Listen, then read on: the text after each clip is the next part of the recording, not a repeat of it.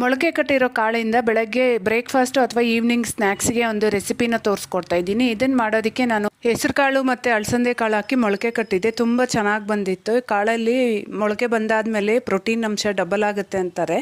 ಈಗ ಸ್ಟವ್ ಮೇಲೆ ಒಂದು ಬಾಣಲಿನ ಇಟ್ಕೊಂಡು ಒಂದು ಸ್ಪೂನ್ ಎಣ್ಣೆ, ಸ್ವಲ್ಪ ಸಾಸಿವೆ, ಹಾಗೆಯೇ ಒಂದು ಚಿಟಿಕೆ ಅಷ್ಟು ಇಂಗು, ಹಾಗೆ ಒಂದು ಸ್ವಲ್ಪ ಕರಿಬೇವಿನ ಎಲೆ, ಹಾಗೆ ಒಂದು ಈರುಳ್ಳಿನ ಸಣ್ಣದಾಗಿ ಹೆಚ್ಕೊಂಡು ಹಾಕ್ಕೋಬೇಕು.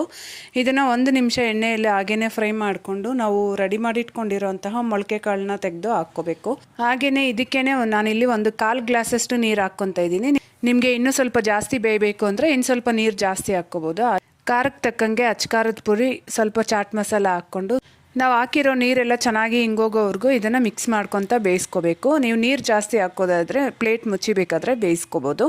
ಕೊನೆಯಲ್ಲಿ ಸ್ವಲ್ಪ ಉಪ್ಪು ಹಾಕ್ಕೊಂಡು ಇದ್ರೆ ಸ್ವಲ್ಪ ಕೊತ್ತಂಬರಿ ಸೊಪ್ಪು ಸಹ ಹಾಕ್ಕೊಂಡು ಸ್ಟವ್ನ ಆಫ್ ಮಾಡಿಕೊಂಡ್ರೆ ಹೆಲ್ದಿ ಬ್ರೇಕ್ಫಾಸ್ಟ್ ಅಥವಾ ಸ್ನ್ಯಾಕ್ ರೆಡಿ. ಇಷ್ಟ ಆಗಿದ್ರೆ ವಿಡಿಯೋಗೊಂದು ಲೈಕ್ ಕೊಡಿ, ಹಾಗೆ ಚಾನಲ್ನ ಸಬ್ಸ್ಕ್ರೈಬ್ ಮಾಡಿ ಸಪೋರ್ಟ್